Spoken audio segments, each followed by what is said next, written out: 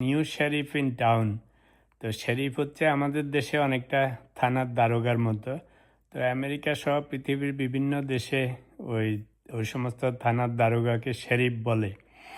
তো new sheriff in town এর মানে হচ্ছে যখন আহ, থানায় নূতন শেরিফ আসে, তো তখন শুরুর দিকে হুলস্থুল করে সব জায়গায় যত খারাপ ভালো সব জায়গায় যে হুলস্থুল করে একে ধরে ওকে মারে একে থানায় আনে, সব জায়গায় জানান দেয় যে আমার থানায় আমার এলাকায় এসব আর চলবে না। তো এইটা বলে আসলে একটা আলোড়ন সৃষ্টি করে যে আমি হচ্ছি এই টাউনের শেরিফ, রাইট? তো খাঁটি বাংলায় বললে আমাদের বাংলায় প্রচলিত প্রবাদ হচ্ছে প্রথম রাতে বিড়াল মারা, অনেকটা সেরকম। যাই হোক, তা আজকের প্রসঙ্গ হচ্ছে বিএনপি এবং তারেক রহমানের ক্ষমতায় যাওয়ার পর থেকে ওনারা একটা নূতন টোন সৃষ্টি করতেছেন, as if new sheriff in town. তো সেটা কীভাবে করতেছে তা আপনারা সবই জানেন।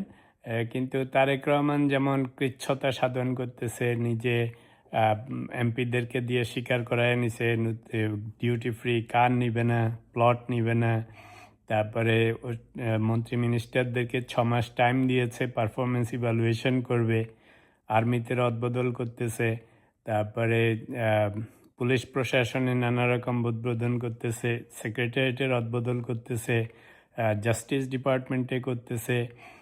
তো সব জায়গাতেই একটা হুলস্থুল পড়ে গেছে। পুলিশকেও বলে দিয়েছে কোনো মব ভায়োলেন্স চলবে না। তারপরে যেখানে যা অন্যায় অত্যাচার হচ্ছে সেগুলির বিরুদ্ধে কঠিন অ্যাকশন নিতে হবে। সালাউদ্দিন সাহেবকেও দেখলাম কথাবার্তা বলতেছে সাংঘাতিক কঠিন কঠিন। তো ওভারঅল এই সব কিছুই হচ্ছে যে ওই যে নিউ শেরিফ ইন টাউন। তো ইটস এ গুড থিং। আপনি যদি অফিস আদালতে কাজ করেন, আপনি যখন একটা নূতন কোম্পানিতে জয়েন করেন বড় অফিসার হিসাবে, ম্যানেজার হিসাবে, আপনাকে প্রথম জানান দিতে হয় যে again new sheriff in town, এখন আর আগের ব্যবস্থা চলবে না। গভর্নমেন্ট হলে গভর্নমেন্টকে জানান দিতে হয়। তো এইটা আপনি বিএনপিকে সাপোর্ট করেন, জামাতকে সাপোর্ট করেন, যাকেই করেন, আপনি যখন একটা সরকার ক্ষমতায় আসে তখন সরকার তার আধিপত্য বিস্তার করার জন্য বা ক্ষমতা এস্টাবলিশ করতে হয়, যাতে সব পক্ষ মনে করে যে আগের নিয়মে আর চলবে না। তো যদি সেটা ভালোর দিকে হয় তাহলে খুবই ভালো। সোফার ওরা যা করতেছে আমার মনে হয় না, যদি আপনি একটু অবজেক্টিভ হন, একটু নিরপেক্ষ হন, খারাপ কিছু করতেছে না। একটা জিনিস আমি সবসময় বলি যে আমরা বিভিন্ন দলকে সাপোর্ট করি, সবাই করে, কোনো না কোনো দিকে বায়াস থাকে, সেটা আওয়ামী লীগ হোক, বিএনপি হোক, জামাত হোক, এনসিপি হোক। কিন্তু প্রশ্ন হচ্ছে at the end of the day নেতারা সবসময় তাদের ক্ষমতার জন্য নানা রকম ফন্দি ফিকির করবে, কিন্তু আমরা যারা আম আদমি, আমাদের তো at the end of the day একটাই আশা যে দেশটা সুন্দরভাবে চলবে, কোনো রকমের mob violence this and that থাকবে না, অর্থনৈতিক অবস্থার উন্নতি হবে, আশেপাশের দেশের সাথে সম্পর্ক ভালো থাকবে, প্লাস সরকার আমাদের উপর অত্যাচার নিপীড়ন নির্যাতন করবে না, পুলিশ প্রশাসন একটু শান্তিপূর্ণভাবে থাকবে।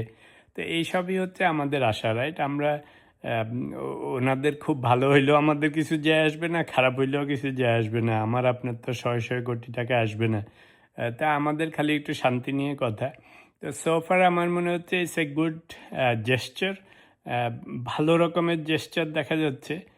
মন্ত্রীদেরকেও বলে দিয়েছে এবং পত্রপত্রিকায় দেখি যে মন্ত্রীরা ওনাদের এলাকায় বিভিন্ন জন বলতেছে, কেউ কেউ নিজেরা সন্ত্রাসীদের ধরিয়ে দিচ্ছে পুলিশের কাছে, আবার ঘোষণা দিচ্ছে এইসব আর চলবে না।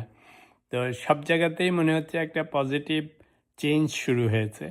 তা আমার মনে হয় রিগার্ডলেস অফ অ্যাফিলিয়েশন অর আপনি সাপোর্ট বিভিন্ন দলের প্রতি, লেটস অ্যাপ্রিসিয়েট দি চেঞ্জ। কারণ আমাদের দেশে তো খুব পজিটিভ বেশি কিছু দেখা যায় না।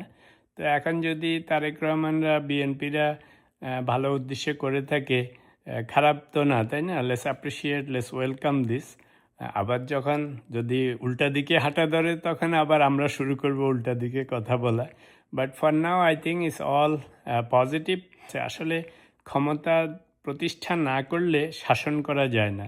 আপনারা যারা অফিস আদালতে চাকরি করেন, আপনি যদি ম্যানেজার হন, ডিরেক্টর হন, সিইও হন, প্রেসিডেন্ট হন, চেয়ারম্যান হন, আপনাকে মাঝে মাঝে স্ট্রং হতে হয়। স্ট্রং না হলে আপনি অফিস চালাতে পারবেন না। আপনি সবসময় যদি পেয়ার মহব্বত করে করে চলেন, তখন আপনাকে কেউ ভালো অ্যাডমিনিস্ট্রেটর বলবে না। তো সেই জন্য গত ১৬-১৮ মাসে পুলিশ, আর্মি এদেরকে যে সমন্বয়কারীরা, নেতারা, জুলাই যোদ্ধারা যেভাবে বিহেভ করতেছিল, সোসাইটির অর্ডার নষ্ট হয়ে যাচ্ছিল, রাইট? তো সমাজে, দেশে অর্ডার প্রতিষ্ঠা করতে হইলে আপনার গভর্নমেন্টের কন্ট্রোল থাকতে হবে। সব জিনিসেই কিন্তু নিয়ম মাফিক চলতে হয়, ডিসিপ্লিন থাকতে হয়।